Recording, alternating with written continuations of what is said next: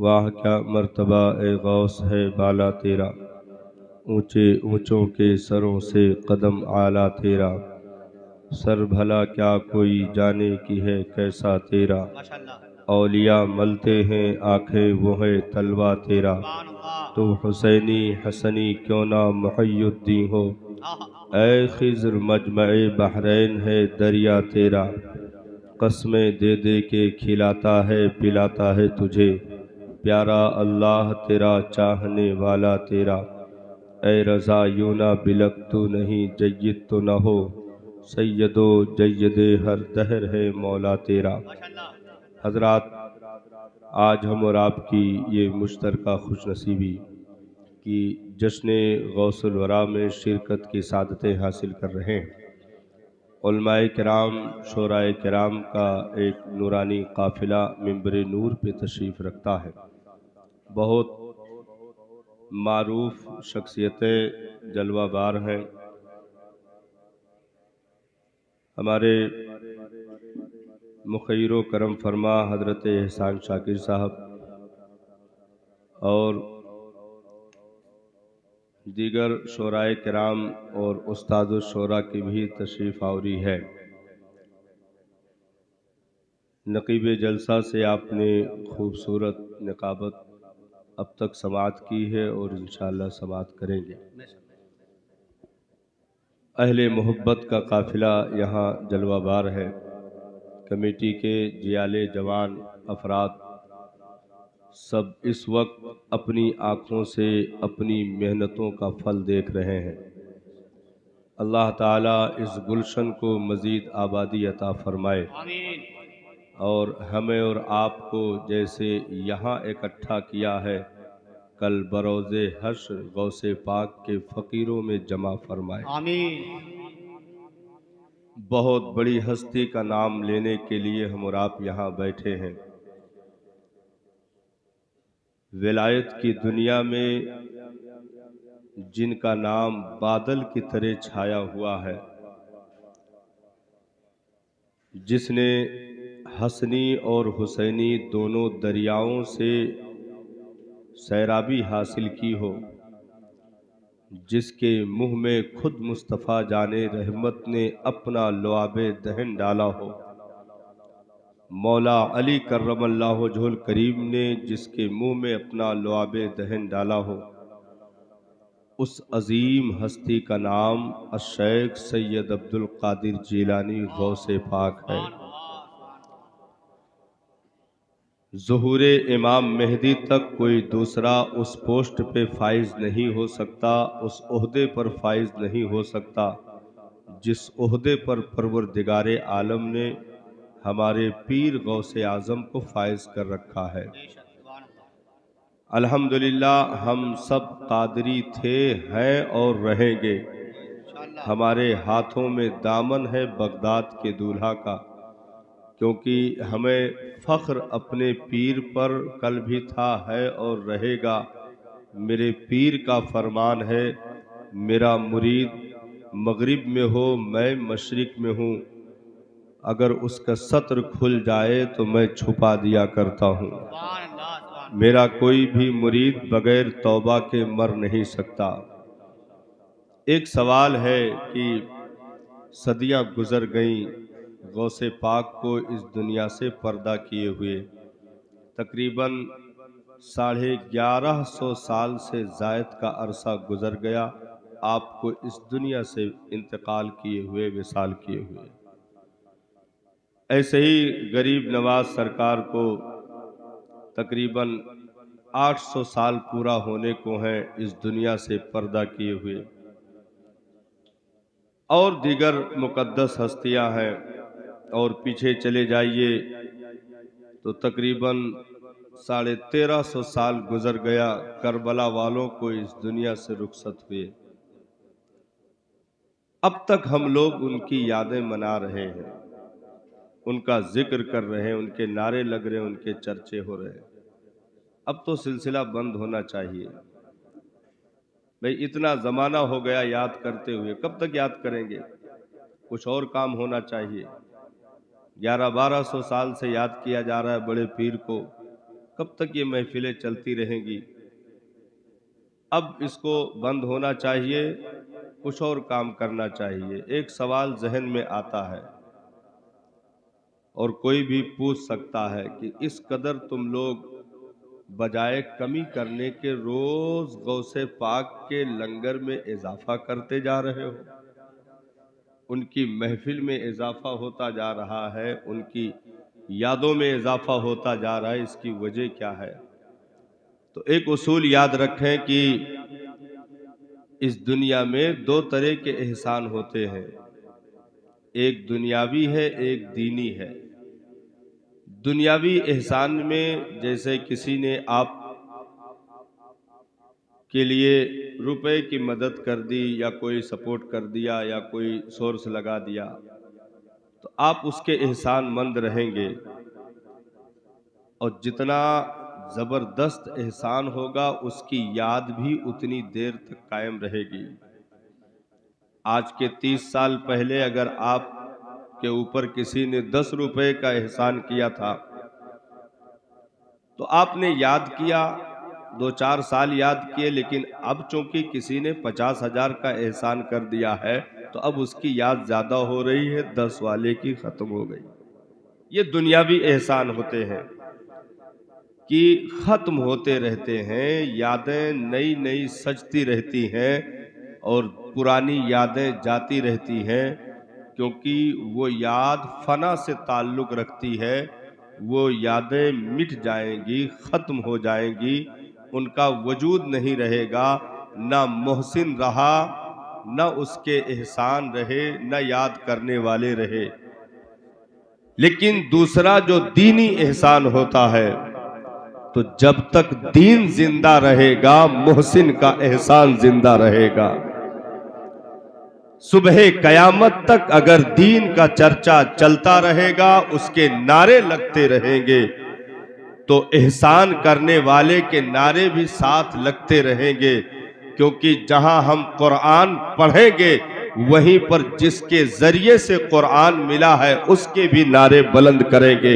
जहां हम दीन के उसूलों पर चलने के लिए कदम रंजा होंगे, वहीं पर दीन जिसके जरिए से हम तक पहुंचाया गया है उन मुहसिनीन को हम याद करते रहेंगे।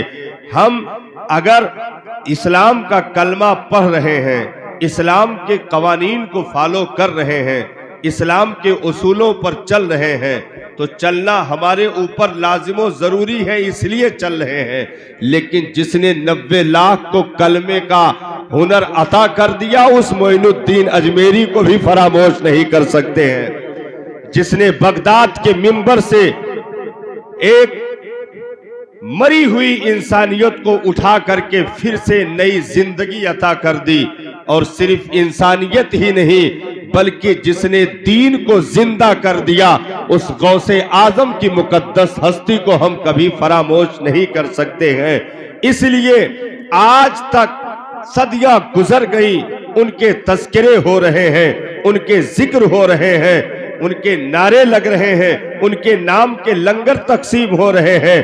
क्यों? इसलिए कि हमें जहां दीन पर चलने का हुक्म है, तो जिसके जरिए से ये दीन मिला है उनको फरामोश न किया जाए, उनकी यादों को बरकरार रखा जाए, इसका भी हुक्म है। इसलिए दीन पर चला भी जाता है और करबला वालों के नारे भी लगते हैं। इमाम आली मकाम के जुर्अतो हिम्मतो जवा मर्दी का तस्करा भी होता है। इमाम पाक की जिंदगी और उनकी सीरत को दोहराया भी जाता है, क्योंकि दीन पर चलने का भी हुक्म है और जिसके जरिए से दीन आया उन्हें याद रखने का भी हुक्म है। अगर काबा की तरफ मुंह करके नमाज पढ़ने का हुक्म पूरी दुनिया के ईमान वालों को है, तो जिन हस्तियों के जरिए काबा की तकदीस की हिफाजत की गई है, उसी काबा के दरवाजे के सामने लगे पत्थर मकामे इब्राहिम के सामने 2 रकत नमाज पढ़ने का भी हुक्म है। अगर काबा को किबला बनाने का हुक्म है, तो जिसने तकदीसे काबा को महफूज किया हो, उस इब्राहिम खलीलुल्लाह को याद करने का भी हुक्म है। अगर तुम्हें हज के लिए काबा में बुलाया जा रहा है तो उस हाजरा के दौड़ने की जगह और उसकी यादों को ताजा करने का हुक्म है, जिसके जरिए से खाने काबा को आबादी नसीब हुई। उस इस्माइल के एड़ियों से लगे चश्मों की याद को ताजा करने का हुक्म है, जिसके जरिए से काबा की बुनियादों को आबाद किया गया हो। तो हमें काबा की तरफ सजदे का भी हुक्म है, और जिन्होंने काबा की आबरू बचाई उन मुकद्दस हस्तियों को याद करने का भी हुक्म है। अगर काबा की तरफ चेहरा करके नमाज पढ़ना हमारे ईमान का हिस्सा है, तो उसी काबा के कमर में लगे हुए पत्थर को मुस्तफा की सुन्नत समझकर चूम लेना भी ईमान का हिस्सा है। क्योंकि यादों को मिटाया न जाए, यादों को बरकरार रखा जाए, ये इस्लाम का उसूल है। हज में जितनी चीजें रखी गई वो सब यादों ही को रखा गया। एक भी मोड़ पे 2 रकत नमाज भी हज के नाम पे फर्ज नहीं रखा गया। सारे अरकान में यादें, वो चाहे मिना की वादी हो, मुजदलफा की वादी हो, अरफात का मैदान हो, हर जगह पर यादों को महफूज रखा गया।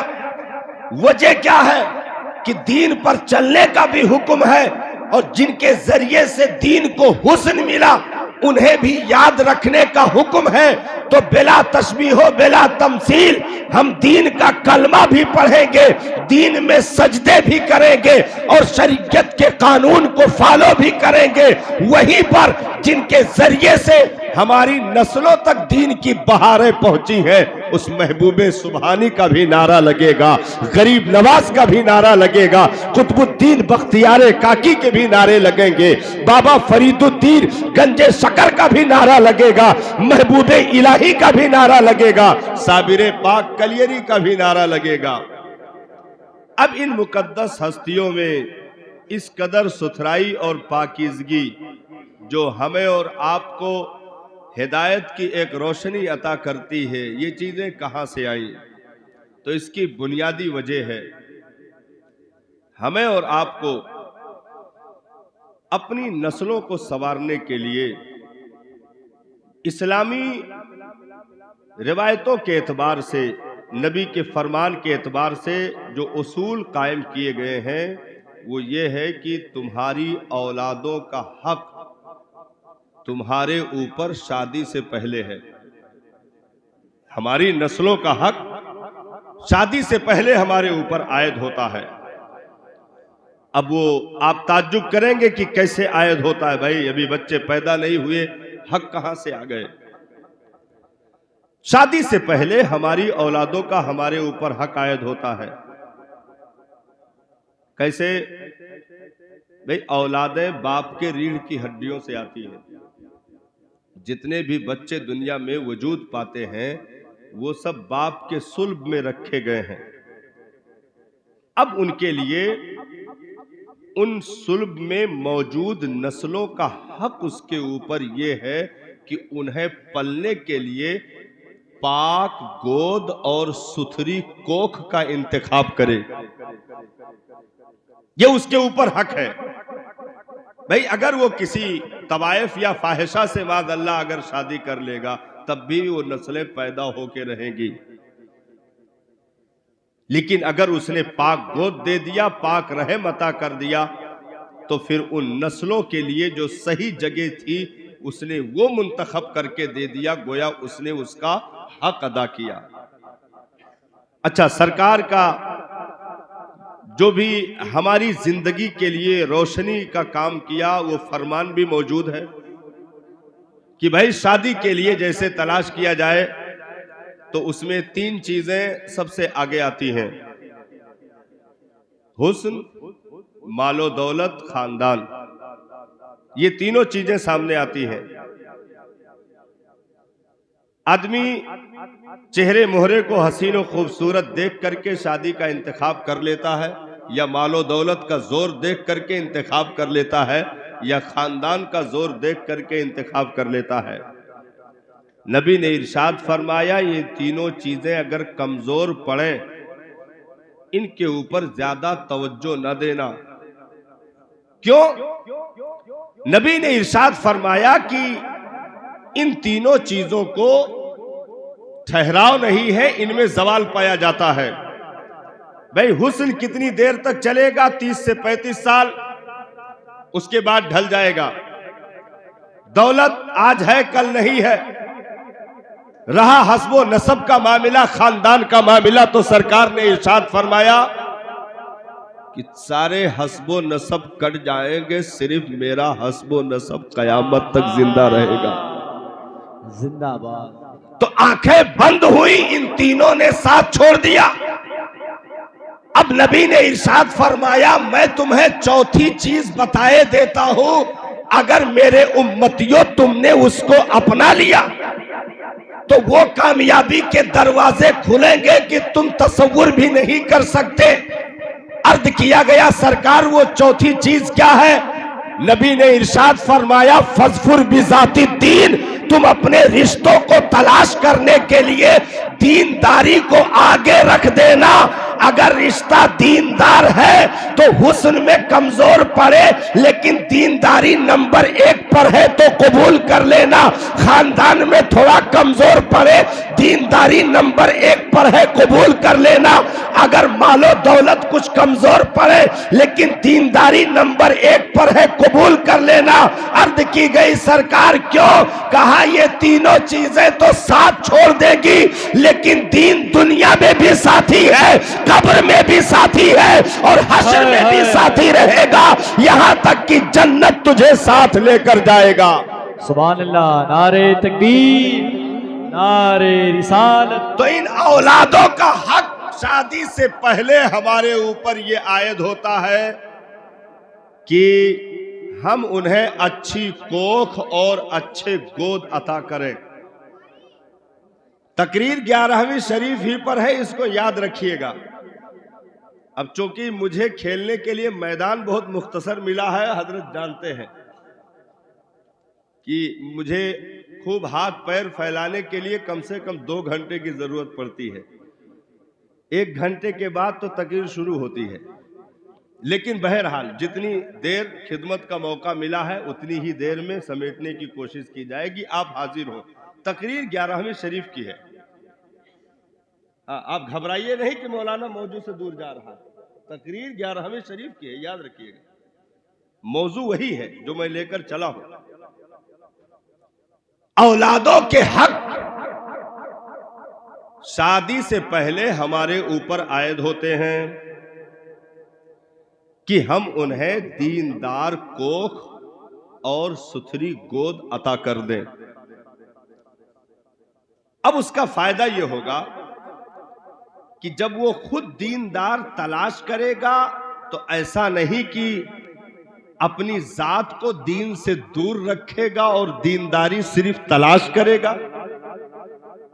ऐसा तो नहीं हो सकता ना कि आप नमाजी बीवी तलाश करो और खुद सजदे से दूर रहो। आप कुरान पढ़ने वाली बीवी तलाश करो और खुद कुरान से दूर रहो। ना ना, दीनदार रिश्ता तलाश करने का सबसे बड़ा फायदा यह है कि अगर पहले नहीं था तो अब गैरत की वजह से नमाजी बन जाएगा। भाई अगर तुमने शर्त लगाई कि तेरी बेटी का निकाह उसी वक्त होगा जब वो 5 वक्ता नमाजी होगी, तेरी बेटी से शादी उसी वक्त करूंगा जब कुरान की कारी होगी, तेरी बेटी से शादी उसी वक्त होगी जब शरीयत के कानून को फॉलो करने वाली होगी, तो अगर शर्त लगाया है तो पहले खुद शर्त पर अमल करने की जरूरत पड़ेगी। तो पता ये चला कि भरी जवानी में उसे दीन का तोहफा मिल जाएगा और नबी का वो इरशाद मुकम्मल होगा कि तुम अपनी भरी जवानियों में बूढ़ों का किरदार अपना लो, मस्जिद के कबूतर बन जाओ, तो तुम्हारी दीनदारी की वजह से रीढ़ की हड्डियों में मौजूद नस्लें ऐसे ताकतवर होगी कि जब वो दुनिया में आंखें खोलेगी तो दुनियादार नहीं होगी, बल्कि उनको रब अक्सर को वली बना देगा। सुभान अल्लाह, सुभान अल्लाह।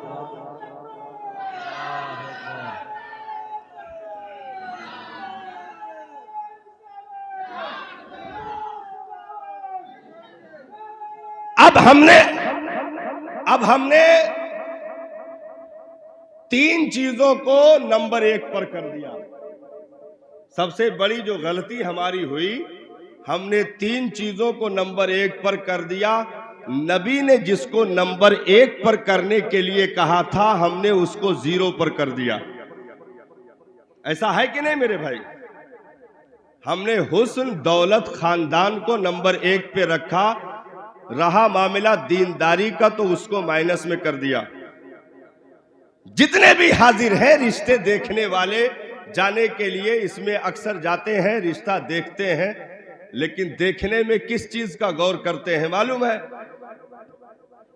3 लड़के हैं तो उसमें कौन दुबई जाता है, दुकान है तो मार्केट में अपनी निजी है कि नहीं है, और अगर 4-5 लोग रिश्ता देखने के लिए साथ गए तो उनको जाने से पहले ही ट्रेंड किया जाता है, बिरयानी चक्कर में ना पड़े, वह देखे के लिए जात हो, देखे रहो पलस्तर वलस्तर सही है कि नहीं, उनको पहले सिखा के ले जाया जाता है। अब वो जाते हैं तो घर बार तो छोड़ो, पैर साफ करने वाला पायदान तक देखते हैं कि पुराना डाला है कि नया।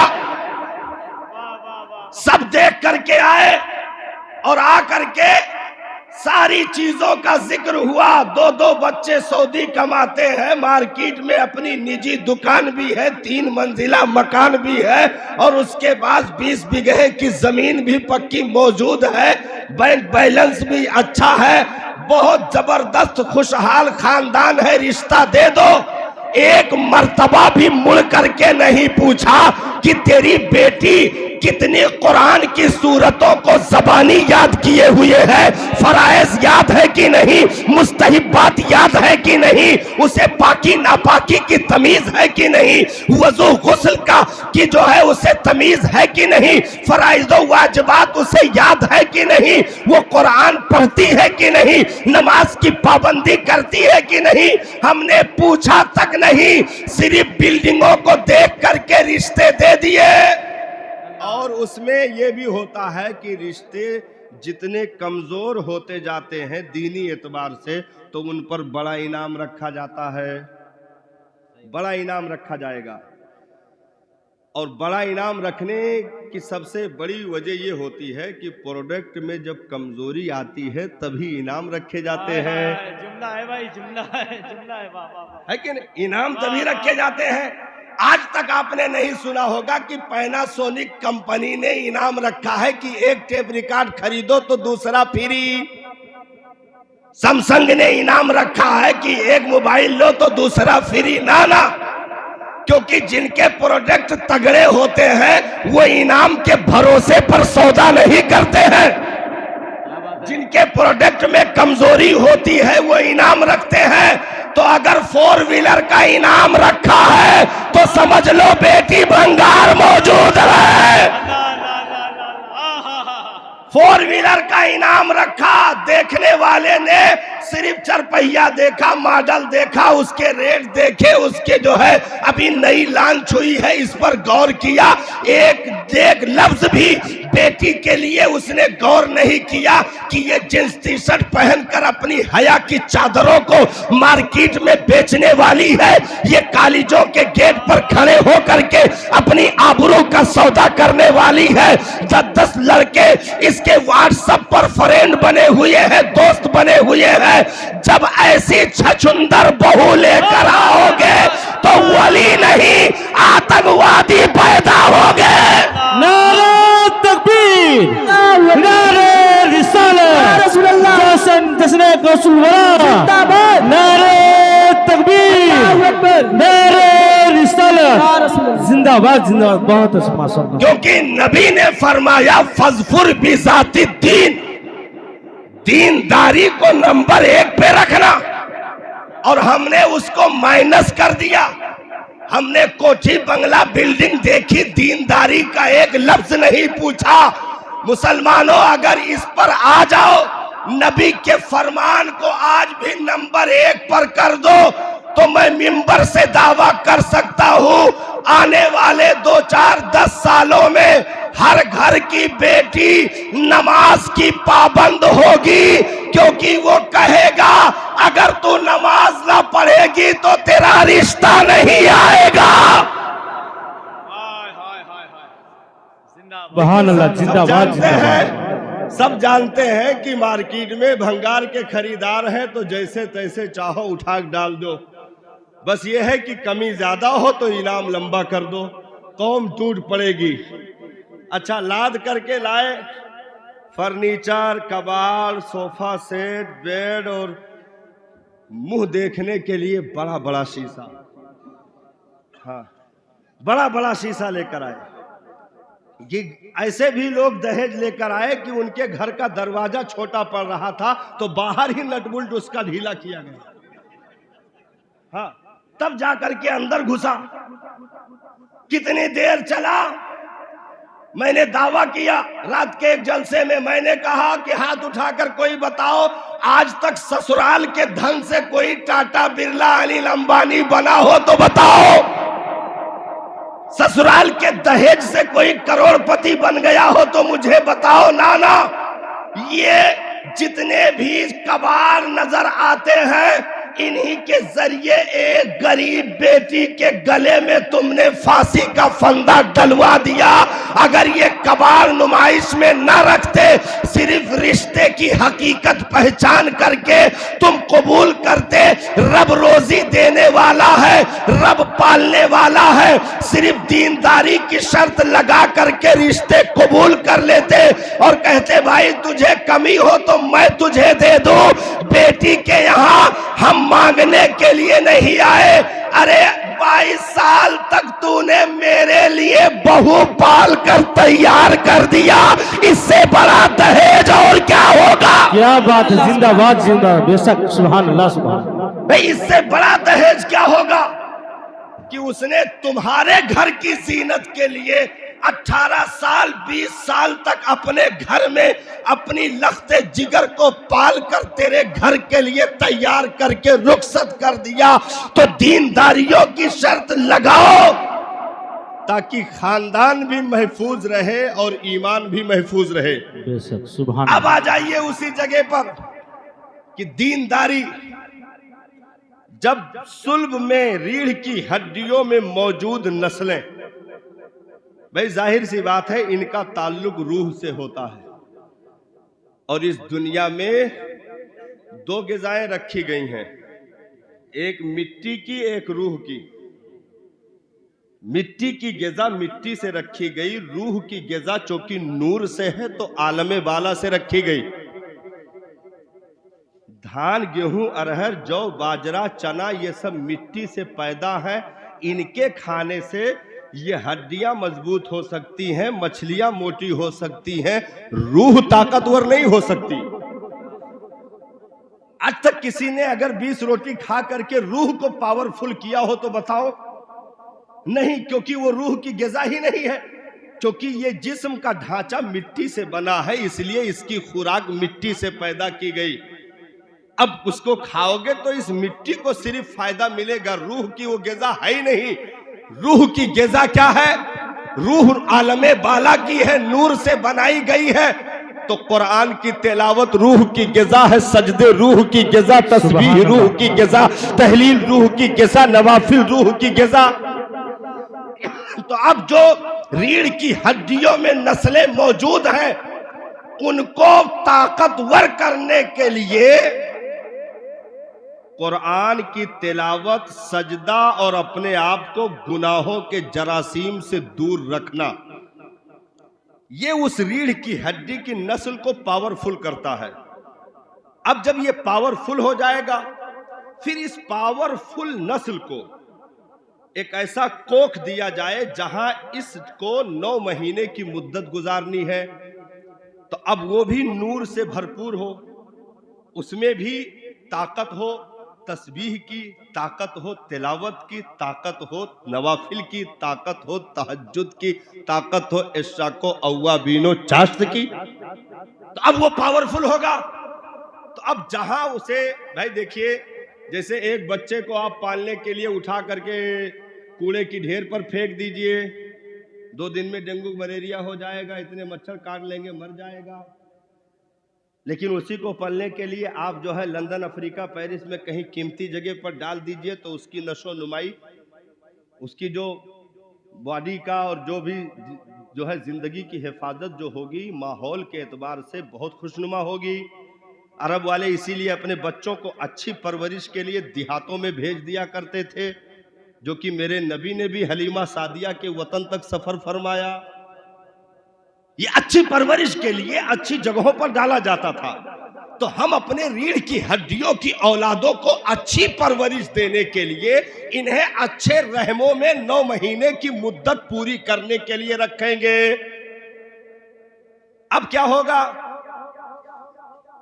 औरत का दिल दाहिनी तरफ होता है, मर्द का दिल बाईं तरफ होता है, ऐसा है ना? सब हूं कर रहे हैं, हाँ देखो देख सब हूं कर रहे हैं।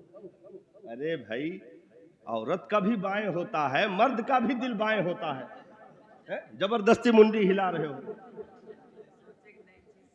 हाँ नई चीज मिल रही है, दोनों का बाएं तरफ।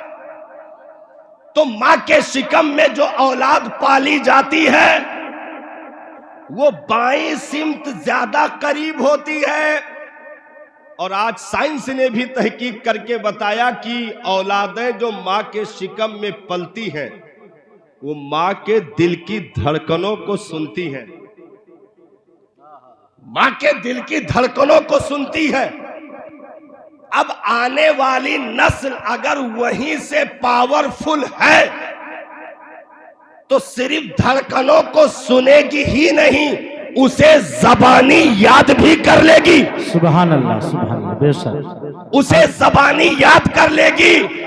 अब आओ 11 मनाने वालों, यहां तक अगर बुनियाद समझ ली है तो मैं असल टॉपिक की कड़ी दे दूं कि अगर रीढ़ की हड्डी में पलने वाली औलाद, पलने वाला नुतफा, अगर वो रीढ़ की हड्डी अबू सालेह जंगी दोस्त का मिल जाए, जिंदाबाद जिंदाबाद, अगर वो रीढ़ की हड्डी अबू सालेह जंगी दोस्त का मिल जाए जो इतना तकवे का माहिर हो, इतना पावरफुल हो कि एक बहते सेब के लिए तौबा करने के लिए कई सालों तक बाग में मजदूरी करने के लिए तैयार हो, जब उस नौजवान के तकवे का ये आलम हो तो रीढ़ की हड्डी में मौजूद नस्ल इतनी पावरफुल हो और उसे पलने के लिए 9 महीने कोख में रहने के लिए जिस कोख का इंतखाब किया गया हो,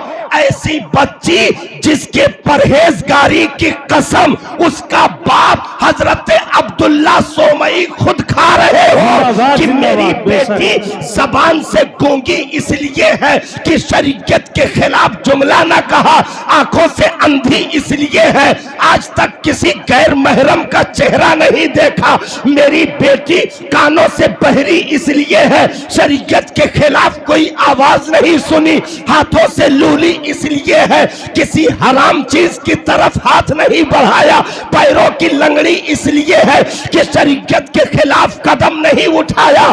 तो जब रहमे मादर की निजाफत और सुथराई ऐसी हो और आने वाला नुतफा पावरफुल हो, तो जब कोख में 9 महीने गुजार कर दुनिया में आंखें खोलता है तो सिर्फ बेटा नहीं, उसे अब्दुल कादिर जिलानी गौसे आजम कहा जाता है। नारे रिसालत या रसूल अल्लाह, नारे गौसे आजम जिंदाबाद, नारे तकबीर, अल्लाहु अकबर, नारे रिसालत या रसूल अल्लाह, सुभान अल्लाह। उसे गौसे पाक कहा जाता है कि जिस रीढ़ की हड्डी में वक्त गुजारा हो, बाप के तकवे का ये आलम हो, बाप के तकवे का ये आलम हो कि फाके पे फाका अक्सर वक्त रोजे से गुजर रहा हो और पानी की सतह पर बहते सेब को अगर खा लें तो ये ख्याल आए कि मालिक से पूछा नहीं, आखिर बगैर इजाजत के जो फल खा लिया कल कयामत में पूछा जाएगा तो मैं क्या जवाब दूंगा। तौबा करने के लिए गए हजरत अब्दुल्ला सोमई जो वक्त के वली थे, उन्होंने देख लिया, अंदर से निगाहे विलायत से झांक करके उस वजूद की नूरानियत को, चमक को देख लिया। हजरत अब्दुल्ला सोमई ने दिल ही दिल में तय कर लिया कि रिश्ता इतना पक्का दीनदार है कि इसे अपनी बेटी का रिश्ता बगैर किए छोड़ूंगा नहीं। रिश्ता इतना ज्यादा दीनदार है कि इसको अपने बेटी का रिश्ता बगैर किए छोड़ूंगा नहीं। तो उन्हें कामों में बहलाए रखा कि 1 साल तक बाग की बागबानी करो, 2 साल तक, फिर उसके बाद जो है रिश्ते की शर्त लगा दी। तो अब जिस दीनदार बाप के सुल्ब में गौसे आदम ने वक्त गुजारा और जिस दीनदार माँ के रहम में अब्दुल कादिर जीलानी ने वक्त गुजारा, इन दोनों दीनदार रिश्तों से 11वीं में ये मैसेज मिलता है, ये पैगाम मिलता है कि अगर तुम्हारे रिश्ते दीनदार हो तो पैदा होने वाली औलादें अगर गौस नहीं तो गुलामे गौस जरूर हो सकती है, गौसे आजम की दीवानी जरूर हो सकती है। क्योंकि रिश्तों में दीनदारी इस कदर जरूरी है कि उससे आगे की नस्लों को जो परवरिश देनी है, अगर दीन के पानी से उन्हें सैराब किया जाए तो साहब सदियां गुजर जाएगी, दीन का नशा कम नहीं होगा। वक्त के हवादिसात उन्हें दीन से कभी डगमगा नहीं सकते हैं, दीन से बरगश्ता नहीं कर सकते हैं। क्योंकि जिन्हें नस्लों से दीनदारी मिल जाती है, फिर उन्हें अपनी जान भी क्यों ना देनी पड़े, वो ईमान का सौदा नहीं कर सकते हैं, अपने अकीदे का सौदा नहीं कर सकते हैं। तो 11वीं शरीफ में गौसे आजम सरकार ने हम गुलामों के लिए जो मैसेज दिया वो ये है कि भाई आपके पैदाइश से पहले बाप का इंतकाल हो गया। गौसे आदम सरकार जो मकामे जीलान में सन 470 हिजरी में पैदा हुए, 91 साल की उम्र मिली, 561 हिजरी में आपका विसाले बा कमाल होता है। 91 साल गौसे आदम की उम्र मुबारक हुई। जीलान से आपने 18 साल की उम्र में बगदाद का सफर किया, शेख हम्माद के आस्थाने पर आपने कयाम किया और फिर बगदाद की जो जिंदगी तकरीबन 33 साल मुजाहिदे की जिंदगी बगदाद की गौसे आजम की गुजरती है। 33 साल मुजाहिदे की जिंदगी गौसे आजम की बगदाद में गुजरती है। तो अब अगर गौसे आजम की जिंदगी सिर्फ करामत से पहचानी जाए तो बहुत बड़ी भूल होगी। अगर गौसे आदम की जिंदगी को पहचानना है तो ये नारा ना लगाओ मेरे गौस ने मुर्दे जिंदा कर दिए, बल्कि ये नारा लगाओ मेरे गौस ने 40 साल तक ऐशा के वजू से फज्र की नमाज पढ़ ली। सुभान अल्लाह, सुभान अल्लाह। मेरे गौस ने 40 साल तक ऐशा के वजू से फज्र की नमाज अदा की। और सिर्फ यही नहीं बल्कि बुर्जे अजमी में एक जगह है बगदाद में, वहां पर आपने एक जीने पर कदम रखा, एक कदम उठा लिया और कसम खा लिया जब तक 30 पारा तिलावत ना कर लूंगा दूसरा कदम जमीन पे नहीं रख सकता। अल्लाह अकबर। 6666 आयतें गौसे आजम ने एक पैर पर खड़े होकर तिलावत करके बता दिया, और मेरे नाम का नारा लगाने वालों, मेरे नाम की 11वीं करने वालों, जहां मेरे नाम का लंगर लुटाना वहीं पर मेरे कुरान पढ़ने को भी याद रखना, नमाज की पाबंदियों को भी याद रखना।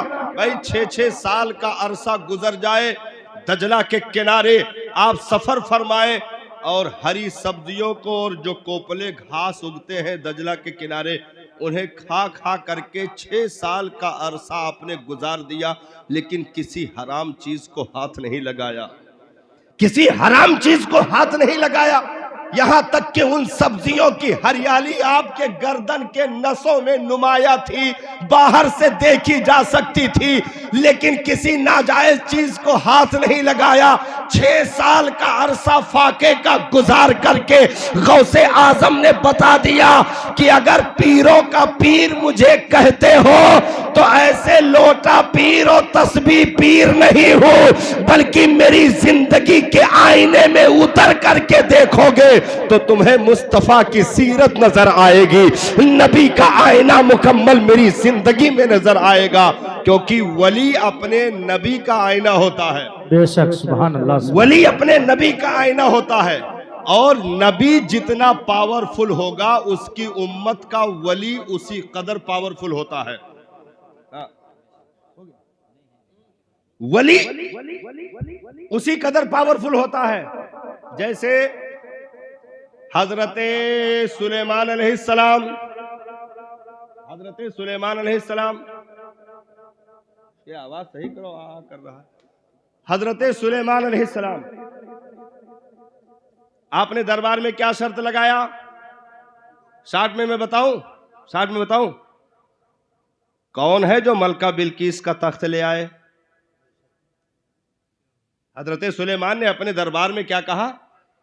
मलका बिल्किस जो मुल्के सबा तकरीबन 1 महीने का रास्ता था, 1 महीने का रास्ता, 1 महीने में वहां पहुंचते, इतनी दूरी पर वो तख्त तकरीबन 7 दरवाजों के अंदर ताला लगा हुआ वो तख्त रखा था। हजरते सुलेमान को जो हुदहुद ने खबर दिया तो आपने कहा कि ठीक है, कौन है जो मलका बिल्किस का तख्त लेकर आए? एक जिन्नात ने, कुरान ने पूरा वाकया बयान किया है, एक जिन्नात ने हाथ खड़ा किया और कहा कि सरकार मैं ले आऊंगा। कहा कितनी देर में? कहा आपका दरबार बर्खास्त हो उससे पहले मैं वो तख्त लाकर हाजिर कर दूंगा। अच्छा, दरबार कब तक चलता था? सुबह से लेकर के जोहर तक, सुबह से लेकर के जोहर तक हजरत सुलेमान का दरबार चलता था। तो उसने ये बताया कि मैं जोहर तक कोशिश करूंगा कि मुल्के सबा से तख्त उठाकर आपकी बारगाह में हाजिर कर दूं। हजरत सुलेमान अलैहिस्सलाम ने फरमाया कि नाना बैठ जाओ, मुझे उससे भी जल्दी चाहिए। सुभान अल्लाह, मुझे उससे भी जल्दी चाहिए। तो एक साहब ने पीछे से हाथ उठा दिए, अर्ज की सरकार मैं हाजिर करूंगा। कहा कितनी देर में? तो कुरान के जबानी जो उन्होंने जुमला कहा, कुरान ने उसे नोट किया, कबला अय्यर तद्दा तरफुक, पलक झपकने से पहले। सुभान अल्लाह, सुभान अल्लाह। कितनी देर में? पलक झपकने से पहले मैं वो तख्त लाकर हाजिर कर दूंगा। अब ये जो दावा किया था, किसने किया था? पहले जो दावा किया था कि मैं जोहर तक ले आऊंगा वो जिन्नात थे, लेकिन दूसरा जो दावा हुआ वो जिन्नात नहीं थे, हजरत सुलेमान के उम्मत के वली हजरत आसिफ बिन बरखिया थे। सुभान अल्लाह, सुभान अल्लाह। हजरत सुलेमान के उम्मत के वली हजरत आसिफ बिन बरखिया ने दावा किया था कि पलक झपकने से पहले मैं वो तख्त लाकर हाजिर कर दूंगा। आपने कहा ले आओ। वहीं दरबार में बैठे आपने ऐसे घसीट कर तख्त रख दिया, कहा ये लीजिए। हाँ, वहीं दरबार में बैठ करके आसिफ बिन बरखिया ने मुल्के सबा तक हाथ बढ़ा करके तख्त खींच कर दरबार में हाजिर कर दिया।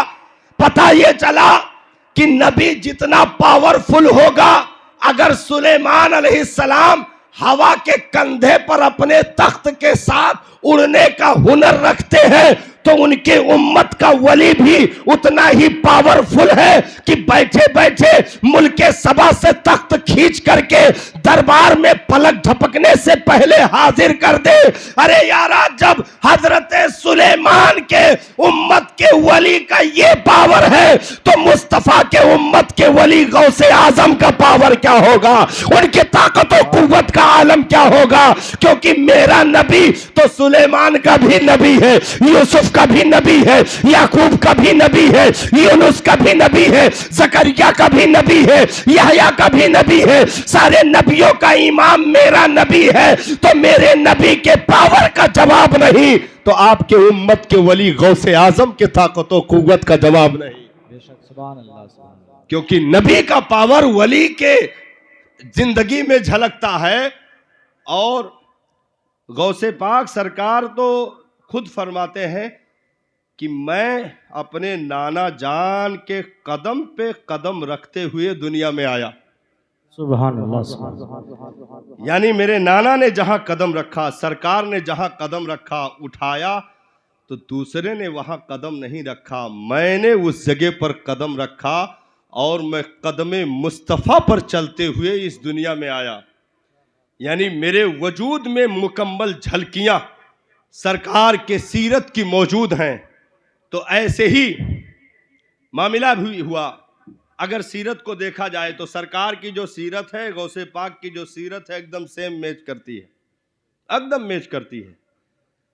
भाई जैसे हजरत आदम से लेकर के ईसा तक अंबिया दुनिया में आए, तशरीफ लाए, लेकिन हजरत ईसा अलैहिस्सलाम जब आसमान पर तशरीफ ले गए तो तकरीबन 650 साल तक बीच में कोई नबी नहीं आया। यही हाल गौसे आदम सरकार की जिंदगी का रहा। इस उम्मत में गौसियत और कुतबियत की इब्तिदा जहां से होती है वो मौला अली शेर खुदा की मुकद्दस जात है। मौला अली से गौसियत और कुतबियत की इब्तिदा होती है। वहां से हजरत इमाम हसन मुज्तबा तक, फिर इमाम हुसैन तक, फिर इमाम ज़ैनुल आबदीन तक, फिर हजरत इमाम बाकर तक, इमाम जाफर सादिक तक, इमाम मूसा काजिम तक, इमाम तकी तक, इमाम नकी तक, हजरत इमाम हसन अस्करी तक, हजरत इमाम हसन अस्करी तक। ये कुतबियत और गौसियत का ओहदा इमाम हसन अस्करी तक इस उम्मत में लगातार चला। लेकिन उसके बाद 200 साल तक इस उम्मत में कोई भी गौस और कुतुब नहीं हुआ। 200 साल तक खाली रखा गया। उसके बाद 470 हिजरी में जीलान के मकाम पर अगर गौसे आजम के ओहदे पर कोई फाइज हो करके जलवागर होता है तो अब्दुल कादिर जीलानी गौसे आजम सरकार की मुकद्दस हस्ती है।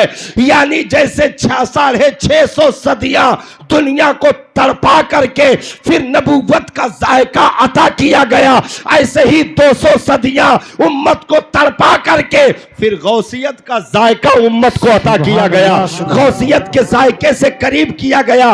और जैसे सरकार के आने से पहले दुनिया में चर्चा, हजरत आदम के दौर में नबी का चर्चा, हजरत ईसा के दौर तक नबी का चर्चा, हर नबी अपने अपने दौर में चर्चे कर रहा कि मेरे बाद एक हस्ती आने वाली है, मेरे बाद एक जात आने वाली है। यही हाल गौसे आदम सरकार की मुकद्दस जिंदगी का रहा कि आने से पहले हजरत जुनैद बगदादी जैसी हस्तियों ने गौसे आजम के आमद का प्रचार किया और ऐलान किया कि जीलान में एक बच्चा पैदा होने वाला है जिसको वो पावर, वो रुतबा, वो मर्तबा परवरदिगार आलम अता फरमाएगा कि वो खुद बगदाद के मिंबर से ऐलान करेगा, कदमी हाज़िही अला रग़बते कुल्ले वली अल्लाह, मेरा ये कदम तमाम वलियों की गर्दनों पर है। ऐसा पावर परवरदिगार आलम उस बच्चे को अता फरमाएगा। अशराफ के घराने में एक बच्चा पैदा होगा, नाम अब्दुल कादिर जीलानी होगा, कुन्नियत अबू मोहम्मद होगी। ये गौसे आजम के पैदा होने से पहले दुनिया में चर्चे थे। कई वलियों ने अपने अपने दौर में गौसे आजम की आमद का जिक्र किया। ये तो हुआ ही, खुद सरकार हजरत अबू सालेह के ख्वाब में तशरीफ लाए। सुभान अल्लाह। खुद नबी हजरत अबू सालेह के ख्वाब में तशरीफ लाए और इरशाद फरमाया, अबू सालेह तूने जो बेटा पाया है वो मेरा भी महबूब है, मेरे रब का भी महबूब है। सुभान अल्लाह, सुभान अल्लाह, जिंदाबाद। मेरे रब का भी महबूब है। और गौसे आजम को कसबी नहीं वह भी विलायत, यानी माँ के शिकम ही में विलायत अता कर दी गई। तो अब जब गौसे आजम ने पावरफुल रहमे मादर में पलने का मौका पाया तो माँ के धड़कनों से गौसे आजम ऐसे करीब हुए कि 14 पारे जबानी याद करके दुनिया को हैरान कर दिया कि अगर माँ का शिकम पाक हो तो पलने वाला बेटा सिर्फ बेटा ही नहीं, हाफिज़े कुरान बन करके दुनिया में आ सकता है। सुभान अल्लाह, सुभान अल्लाह, जिंदाबाद। हाफिज़े कुरान बन करके दुनिया में आ सकता है, विलायत की डिग्री लेकर के दुनिया में आ सकता है। अगर माँ का रहम सुथरा हो, पाकबाज हो, गोद पाक हो, तो पलने वाली औलादें वली हुआ करती थी, कुतुब हुआ करती थी। और एक चीज याद रखें, तकरीर का आखिरी मरहला चल रहा है, एक चीज याद रखें कि नस्लें जो पाली जाती हैं वो किसके लिए पाली जाती हैं? आप कहेंगे ना, भाई हम तो इसी नीयत से पालते हैं कि भाई बुढ़ापे की लाठी बन जाए। तो वाकई वो लाठी बन जाता है, इतना लाठी मारता है कि बाप के होश ठिकाने लग जाते हैं। हाँ भाई, औलादें इसलिए पाली जाती हैं। अच्छा, ये देखा गया कि थोड़ा सा चलने फिरने में ठीक ठाक है, मोर सजोल है, गोरा चट्टा है, ताकत अच्छी है, एक डॉक्टर बना दो। और देखा कि थोड़ा ऐचा है, पैर का बैलेंस एक कमज़ोर है, या हाथ का कमज़ोर है, या आँख से दो देखता है, तो उसको उठा के ले गए मौलाना साहब के पास, कहा हाफिज बना दो। हाँ, घसीट के ले गए, यानी जो सेकंड हैंड माल है, मौलाना तू सिर जो। और उसके लिए आपने कई हजार रुपए फीस देने के लिए राजी हो गए। अब स्कूल का ड्रेस है, टाई है, बेल्ट है, लंच बॉक्स है, टिफिन बॉक्स है, पानी की बाटल है, मोटरसाइकिल के डिग्गी पर बिठा करके खुद जो है सुबह सुबह अगर फजर की नमाज के लिए नहीं उठे, लोवर टी शर्ट ही में बच्चे को स्कूल के गेट तक छोड़ने के लिए चले गए। क्यों? कि भाई लड़का है, मेहनत करनी है, और बुढ़ापे की लाठी तैयार होगी और इससे हमें सहारा मिलेगा, आगे चलकर मजबूती होगी। तो हम अपनी लाठी तैयार करते रहे, और जब लाठी खूब कैसे तगड़ी हो गई, तैयार हो गई, तो एक दिन बाप का गिरिबान पकड़ करके टांग दिया। भाई लाठी तैयार हो गई, उठा करके टांग दिया और कहा तुमने मुझे पैदा करके कौन सा एहसान किया। एक साहब ने मुझसे कहा कि मौलाना साहब कौन तावीज़ बना दो, लड़का बिगड़ गया है। तो हमने कहा कि क्या बिगड़ गया है? तो कहा कि वो कह रहा है कि जय साल तोहरे लोग परवरिश की हो और जय साल दूध पिलायो, उतना साल के हिसाब करके पैसा बता दो। हाँ, हम सऊदी कमाते हैं, उतना हिसाब तुम्हारा कर देंगे। रोज रोज ये एहसान न जताओ कि भाई तुम्हारे साथ ये किया वो किया, लेटरिन का कपड़ा धुला, तुमको दूध पिलाया, तुम चल नहीं पाते थे तब पाला। तो रोज रोज ना ये नाटक बताओ, एक दिन हिसाब करके बता दो। हम कमाए कमाए जैसे तैसे करके अदा कर दी, ये सब झंझट खत्म। अच्छा, इसी पे मामला ये बना कि लड़कों ने अपनी मर्जी से फैसला करना शुरू कर दिया और जहां मिला हिसाब पक्का कर लिया, शादी कर ली। माँ बाप के मशवरे की हाजत नहीं हुई, जरूरत नहीं पड़ी। जब पूछा गया तो कहा कि अरे वो ठीक है, जब तक मामला रहा उन्होंने किया, उनका अपना मामला था। अब हम खुद होशियार हो गए हैं, कमाने लगे हैं, बाजू में कुव्वत आ गई है, तो अब हम क्यों दूसरे के सामने झुके? हम खुद फैसला कर सकते हैं और हमने अपने हिसाब से काम कर लिया है। बहुत लोग तो अपने लड़के के पास फ़ोन किए बम्बई, तो उसने कहा कि हाँ अब्बा खैरियत है। तो कहा कि बेटा बहुत दिन हो गया बम्बई, अब चले आओ, शादी वादी देखा जाए। तो कहा कि बप्पा हम दो लड़कन के बाप हैं। तो कहा कि बताया नहीं। तो कहा मनपसंद शादी कर ली, कहा उसको प्रचार करें। हाँ, अपने हिसाब से कर लिया है। हमने कहा ओए नादानो, अपनी मर्जी से फैसला करने वालों, तुम बालिग हो गए, रिश्ता ढूंढ लिया, कोर्ट की इजाजत ले ली, सब कुछ तो तुम्हें मिल जाएगा, लेकिन बूढ़े माँ बाप के हाथों की दुआएं कहां से लेकर के आओगे? माँ के आंचलों तले उठे हाथों की सदाएं कहां से लेकर के आओगे? क्योंकि 14, 15, 18 साल में जिस्म बालिग होता है, दिमाग बालिग नहीं होता। इसलिए जिस्म बालिग है, शादी करो, इजाजत है शरीयत की, लेकिन मशवरा उनसे लो जिनका दिमाग बालिग हो चुका है, ताकि गलत जगह पर रिश्ते ना होने पाए। इसलिए सिर्फ जिस्म का बालिग होना रिश्ते तलाश करने के लिए काफी नहीं होगा, दिमाग का बालिग होना जरूरी है। सुभान अल्लाह। और दिमाग कब बालिग होता है? 40 के बाद। दिमाग कब बालिग होता है? पूछो किसी डॉक्टर से। दिमाग 40 के बाद बालिग होता है। तो 40 के बाद अगर खुद से शादी करना है तो 40 साल के बाद करो, ताकि दिमाग भी बालिग हो जाए।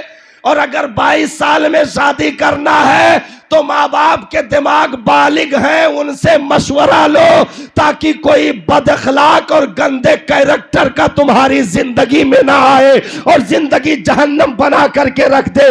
इसलिए माँ बाप को साथ रखा जाता है। और तुम दुनिया की कीमतें तो हिसाब करके चुकता कर सकते हो, लेकिन माँ के एक कतरे दूध की कीमत कहां से लेकर के आओगे?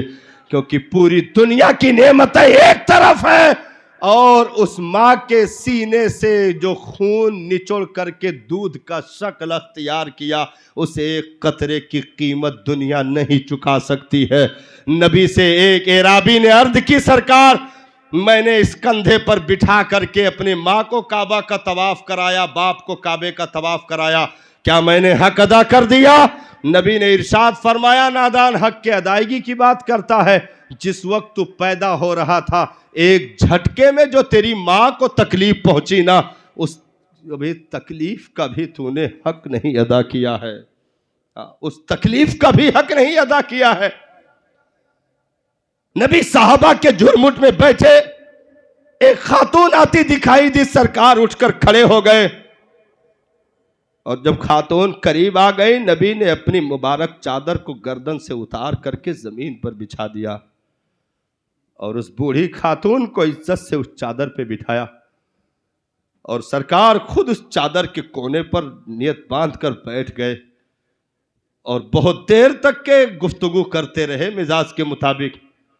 जब वो खातून उठकर चली गई तो सहाबा चूंकि पहचानते नहीं थे, उन्होंने अर्ज की, आका ये कौन खातून थी? पूरी दुनिया आपके लिए खड़ी होती है, आप उस औरत के लिए उठकर खड़े हो गए, अपनी चादर बिछा दी। मेरे आका ये खुशकिस्मत खातून कौन थी जिसके लिए नबियों का इमाम उठकर ताजीम में खड़ा हो गया? सुनो मुसलमानों, मेरे पैगंबर ने इरशाद फरमाया, मेरे सहाबा ये मेरी दूध पिलाई माँ हलीमा सादिया थी। सुभान अल्लाह, सुभान अल्लाह। हलीमा सादिया थी जिन्होंने अपने जिगर का खून बशक्ल दूध चुसा करके मुझ मोहम्मद को परवान चढ़ाया। सहाबा, मेरी माँ तो 6 साल की उम्र में दुनिया छोड़ करके चली गई। इस बूढ़ी खातून ने ऐसे बचपन में वो मदद के हाथ बढ़ाए जिनकी कुर्बानियों को फरामोश नहीं किया जा सकता है। सहाबा, कभी अपनी माँओं की नाकदरी ना करना, क्योंकि ये आंगन के वो साये है कि एक मर्तबा कट जाए तो दोबारा वो साया दुनिया में नसीब नहीं होता है। इसलिए इन बूढ़े सायों को कभी अपने सर का बोझ न समझना, क्योंकि इनकी फितरतों और कुर्बानियों की बुनियाद पर तुम्हारी जिंदगी को परवान चढ़ाया गया है। नबी ने इरशाद फरमाया, सहाबा कभी इन्हें उफ भी न कहना, इन्हें झिड़कना नहीं, क्योंकि ये वो दरवाजे हैं जहां से तेरे जन्नत के दरवाजे खुलते हैं। ये वो कदम है जहां पर तेरी जन्नत छुपा करके रखी गई है। हजारों गिलाफे काबा चूमे जाए, काबा का हज किया जाए, कभी जन्नत का तुम्हें सर्टिफिकेट नहीं मिल सकता है, गारंटी नहीं मिल सकती है, लेकिन मां का तलवा चूम ले, मुस्तफा जन्नत की गारंटी अता फरमा रहे हैं। इरशाद फरमाते हैं, जिसने अपने माँ बाप का चेहरा मोहब्बत के साथ एक मर्तबा देखा, उसे हज्जे मकबूल का सवाब अता किया जाता है। अरे यारा, 4 लाख लगा करके काबा के हज करने गए, लेकिन हज्जे मकबूल के ऐलान नहीं आए, सनदे हज्जे मकबूल की नहीं मिली। 4 लाख लगाकर हज किया, लेकिन कोई नहीं बता सकता है कि मेरा हज मकबूल हुआ है कि रद्द कर दिया गया है। लेकिन यहां नबी ने फरमाया, एक मर्तबा मोहब्बत के साथ देख ले तो उसे हज्जे मकबूल का सवाब अता किया जाता है। हजरत फारूक आदम ने अर्ज की, सरकार अगर कई मर्तबा दिन में देख ले तो क्या है? आका ने इरशाद फरमाया, रब की रहमतें बहुत वसी है, परवरदिगारे आलम उससे भी ज्यादा अता करने का मालिक है। कई मर्तबा देखेगा, कई मर्तबा वो हज्जे मकबूल का सवाब अता फरमाएगा। तो गौसे आजम की सीरत यह है कि बाप दुनिया से चले गए, लेकिन माँ उम्मुल खैर हजरत फातिमा की बारगाह में जब बेटा हाजिर हुआ, 18 साल की उम्र है, अर्ज की अम्मी जान मुझे तहसीले इल्म के लिए बगदाद की तरफ कूच करना है। माँ ने इजाजत दी, गौसे आजम ने तलवे को चूमा, चलते हुए माँ ने कहा बेटा जाओ, जिंदगी में मौला कामयाबी अता करे, लेकिन कभी जिंदगी में झूठ का सहारा ना लेना। ये माँ की आखिरी वसीयत है। गौसे आजम सरकार फरमाते हैं माँ के इस जो है वसीयत को मैंने अपनी जिंदगी में इस कदर फॉलो किया, इस कदर उस पर मैं चला कि विलायत के रास्ते रोशन हो गए और मुझे चलने में आसानियां पैदा हुई, क्योंकि हर मोड़ पे माँ का इरशाद साथ रहता था, बेटा अब्दुल कादिर जिंदगी में कभी झूठ का सहारा ना लेना, ये दीनदार गोद के इनाम होते हैं। इसलिए 11वीं का ये पैगाम है कि अपने रिश्तों को दीनी शर्त पर कबूल किया करो। अगर गरीब है, छप्पर में है, लेकिन दीन जगमगा रहा है, तो अपने नस्लों को अच्छी गोद देने के लिए कबूल कर लेना। और जब तुम दीन के लिए अपने नबी के फरमान को फॉलो करते हुए दीनदार रिश्ता कबूल करोगे, रब चाहे तो पल में तुम्हें अमीर कर दे, रब चाहे पल में खुशहाल कर दे। वो सारी चीजों का मालिक व मुख्तार है। गौसे आजम बमने बेसरो सामा मददे, किबलाए दी मददे, काबे ईमा मददे, वाह क्या मर्तबा है गौस है बाला तेरा, ऊंचे ऊंचों के सरों से कदम आला तेरा। 11वीं का पैगाम, अपने रिश्तों को दीनदार बनाओ, घर में दीनदारी लाओ। ये गौसे आजम के रूह को अगर तुम सबसे ज्यादा खुश करना चाहते हो तो 11वीं करो, मगर नमाज की पाबंदी के साथ। उनके नारे लगाओ, मगर शरीयत की पाबंदी के साथ, क्योंकि गौसे आजम ने पूरी जिंदगी कभी एक रकात को भी कज़ा नहीं होने दिया, तस्बीह को नहीं छोड़ा, तिलावत को नहीं छोड़ा। तो अमल का नाम 11वीं है, दीन के कानून पर चलने का नाम हकीकत में 11वीं है। मुबारकबाद के लायक है आप हजरात जिन्होंने गौसे आजम की महफिल का इनेकाद किया। आज हमारा ईमानो अकीदा बोल रहा है कि बगदाद के दूल्हा हमें यहाँ बैठे हुए देख रहे हैं, हम उनका नारा लगा रहे हैं, हमें वो मुलाहजा कर रहे हैं। आज खैरात मांगो कादरी दूल्हा से, इंशाअल्लाह जरूर तुम्हारी झोलियों में वो नेमतें अता की जाएंगी। अस्सलाम वालेकुम व रहमतुल्लाहि ताला व बरकातहू।